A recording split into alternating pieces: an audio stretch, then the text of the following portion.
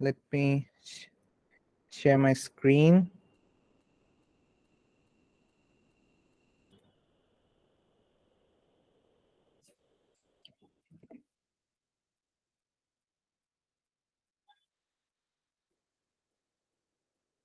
Yeah.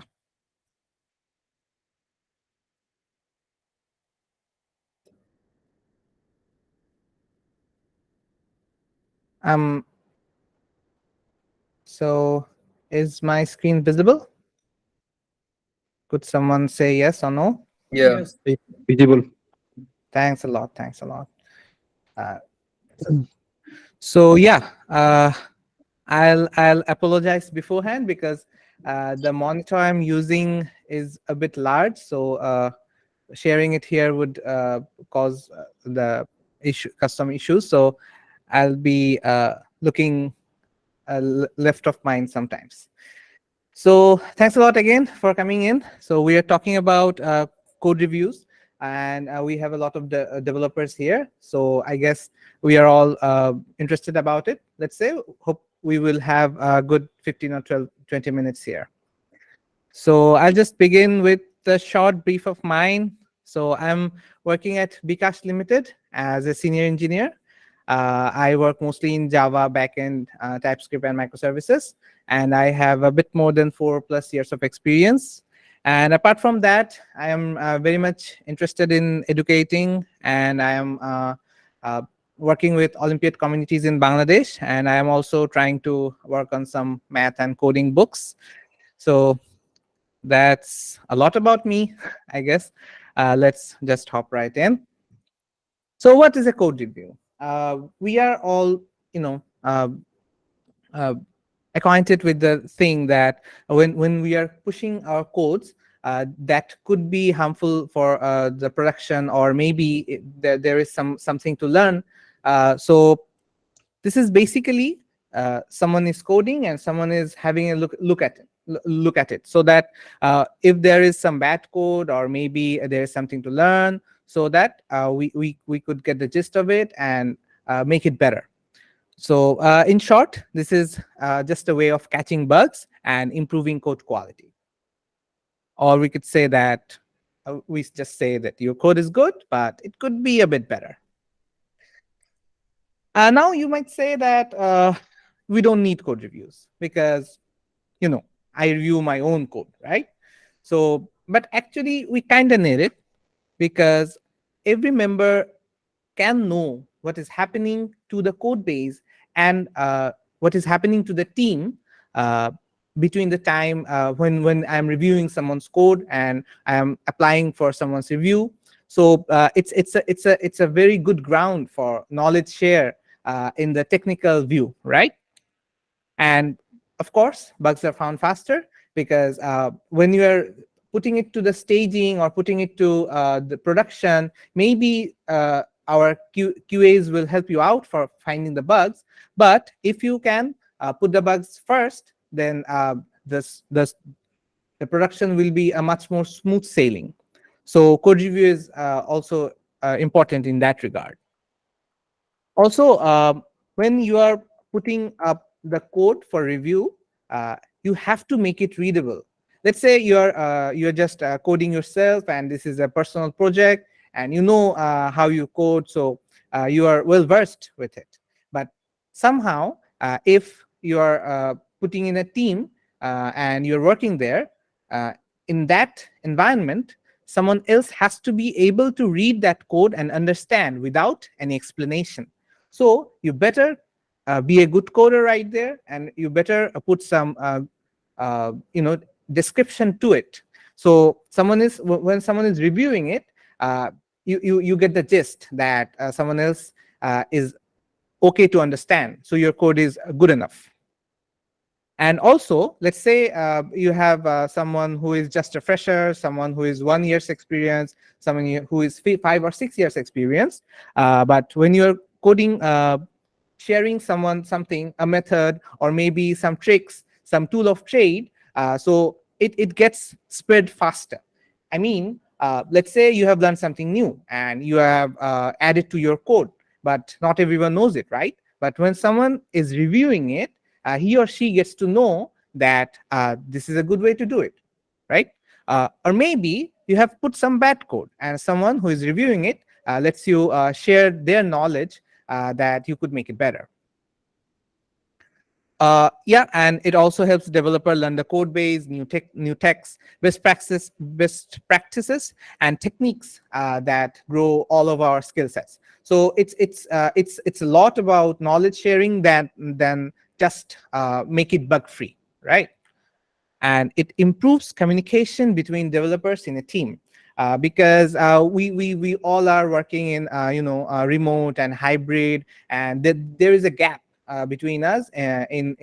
We don't talk apart from the Scrum meeting or here and there. So when you're reviewing a code, you have to maybe interact in some way so that the reviewing goes smooth sailing.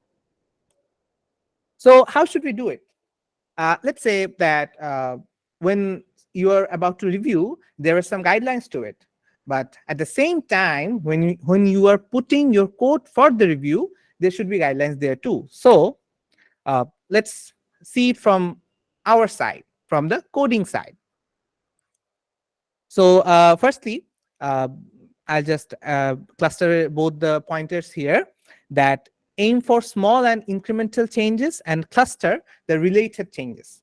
It means that don't write a huge bunch of code and put it up for review, because the larger it is, the lower the chances of someone to being able to focus on the whole code and review it. It will put up for procrastination, and they'll be very bored. So just put some small changes and add some cluster to it. That means that when you are putting, let's say you are adding a button and or maybe changing a method, so you have to change it in some other places too. So it would be great if you could cluster all the changes at the same time, put it up in a small one, but the cluster in the same time. So when someone is going to review it, they know that this is relevant, and it will be easier for them to be able to review it faster and better. And here's a good talk about it, that 10 lines of code, 10 issues, 500 lines of code looks fine, and it will create bugs in the production. So also provide a good review of code review description, meaning that what are you doing? Don't just put the code up there. Maybe you add some lines in the GitHub or GitLab, or maybe if you are working in front end, just add a screenshot, right? So it will be helpful for the reviewers to get the gist of it faster, and they'll just be very easy to review it in their sense. And also just run tests before submitting a code review, because maybe it is running on your side when you are doing it, but just put up the test and then go for the review, because maybe you added some bugs at the end of it. So this is very good for the code reviewer, so that they don't have to be heckling around some bugs, and they'll have to go back and forth. So run tests before sending it to the reviewer. And here are some small pointers. There are a lot of pointers you have to follow in, but I have added a bit here, that automate as much as possible, because there are some very good softwares. You can check it out, that will see your site linting, or maybe your security, that if you're using something deprecated. So you can automate as much as of it possible, so that when the reviewer is going through it, he or she won't have to put so much time. And skip unnecessary reviews. If it is just a copy code, maybe if it is working there, it should be working here. So just put it up in the description. And you'll have to be sensible about who you are wanting to review the code. If you're an experienced coder and you know that this is good, so share it with the junior ones. And if you're a junior coder, so you want feedbacks from your senior ones, right? So let's be sensible when you're applying for review. Now, let's see from the reviewer's perspective. So from the end of the reviewer, it would be better if you have a checklist that maybe you are a backend coder, maybe you're front end or full stack, maybe you're cloud DevOps. So you know that what you have to check before putting it for the production. So just list it down, so it will be easier for you to not just remember and just make it faster when you are reviewing the code. So you'll make a routine of it, that I'll check this first and this first and this first, and after that I'll see the code, and if it is works, it works. So it's not only about how good a reviewer you are, but also it's about being humane, because it's kind of like you're making something. Maybe you're an artist, and someone is judging you for it, that you have done a good code or you have done a bad code. So you'll have to be respectful around that. When you are putting up a review that your code is your code looks good, but you have to change there. So be constructive about it. Not please don't judge for their mistakes, and try to be humble, that you can do better, just like that. And we will talk about it a bit later on. And also you should document the code review decisions. Maybe you are holding a discussion point that should we do it right here or should we not, maybe use this service or not. So when you are taking a decision with 5 or 6 of your teammates, maybe you should add this to the documentation, because this review decision might not hold up for future reference in just the code. Maybe 1 year later, someone else will be will not know why this change was done. So just documentation them, and it will be very good for future review and in the long run. And explain your point of view, why you want the change you are asking for. Just don't command the coder that you should do that or do that. You should add a line or maybe 2 or maybe some codes that why this change is needed. Maybe talk to the coder, maybe discuss it with your teammates, so that everyone knows that this should be done in that way. Or maybe you are in the wrong, so when you are adding your description why you want the change, your point of view, then maybe the others will have an opinion that maybe you could be wronged, and they had a better view of it, right? So let's talk about some examples. Be generous with code snippets, meaning that when you're adding an example, it is always better for the coder how it should work, right? So suppose here someone is coding just adding strings in every line of it, and you could just say that we can simplify that with a list of sorry for the typo. We can simplify that with a list of comprehension. So maybe that's not the right way to do, because the coder is doing it maybe for some purpose, or maybe he or she doesn't know how he should do it. So maybe just add a line how they should have done it, right? Consider simplifying with a list comprehension like this. Also look at the language we are putting here. You could write that simplify that with a list comprehension, but maybe saying it like consider simplifying with a list of comprehension is more humble. It will encourage the coder to not be offended or maybe embarrassed about it. So from the reviewer's perspective, let's say you need to talk. So talk. Just don't be shy that you have to talk it out with about the review. So talk in person if necessary. Integrate code review into your daily routine. So this is for the ones, for the people who are, procrastinating about the review. You are putting all the work for the weekend, or maybe just right before the week, and you are doing the code review the whole day. That's actually not the right way to do. Maybe add it, a chunk of it every day in your daily routine. And when you are reviewing, try to not switch the context of the code. So that when you're reviewing one PR, stick to that PR until it is done, and then move on to the next one. And also consider the time zones of your peers. Maybe you are wanting a review, or maybe you are reviewing code. You are commenting that just do it right now, or do it in a few hours. But maybe he or she is sleeping because of the time zones. So just remember who you're talking to, and see if what the time of the day is going on right there, right? And as I said, review often, not in a big bang fashion. And as I was saying, that we should be humble. So let's not try to command. Instead, try to request that maybe we should do this, maybe consider doing this. Not just say that write the method, drop the method, or yeah, the button is wrong.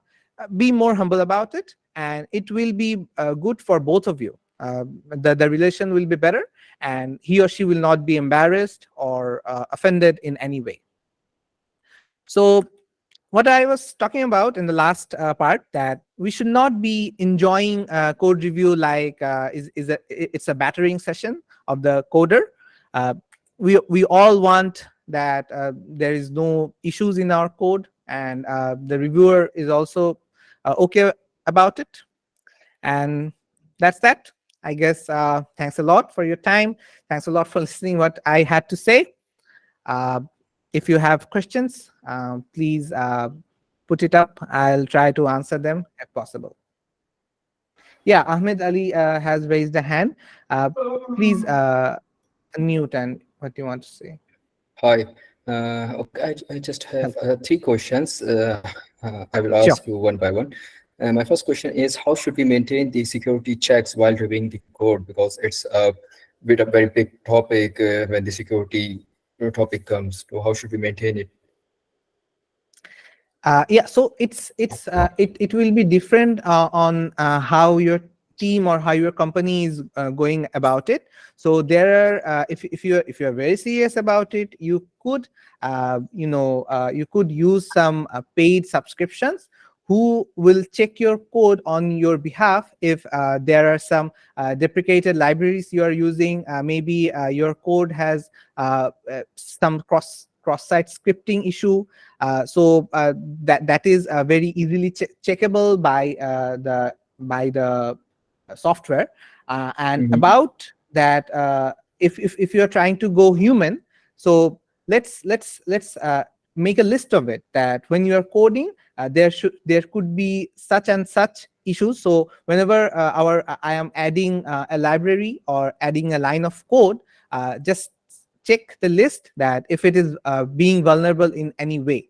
So when the coder is doing it, when the reviewer is doing it, they all know about the risk, and we could be ahead of it if possible. Okay, that's great. And do you know any tools which automate the code review practices? Code reviewing. Oh, so well, as you have mentioned about the security issue, there are companies that do that. Like there is a No, I'm SonarQube. talking about in terms of code reviews. Do you know any tools which can automate the process of code reviewing? Uh, no, not like that. That your code will be reviewed in just in matter of how your Okay. app or software is. So it Mhm. it, it will have to be human made. Okay, okay, okay. That's fine. Thanks so much. Thanks a lot.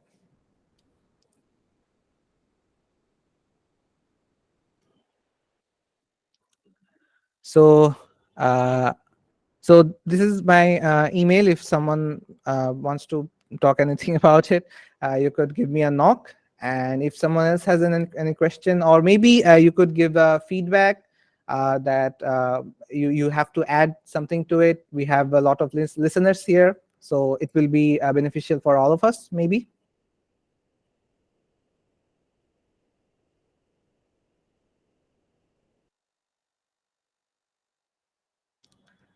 So, Hawes? Yeah, Sianbul. Yeah, please unmute and talk. No issue. Oh yeah. So my question is in terms of code review.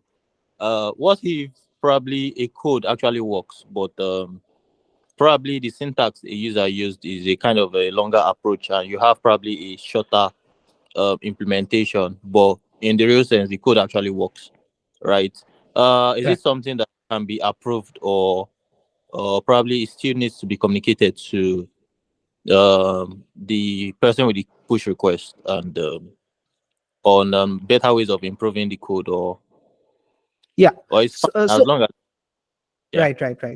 Thanks a lot for your question. Sorry for interrupting. I interrupted you. So I get the gist of it. Like someone is putting up a long code, and you can make it shorter, and both works, right?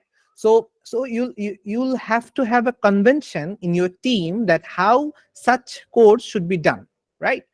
Like maybe I am not using annotation. I am not using getter setter in terms of Java.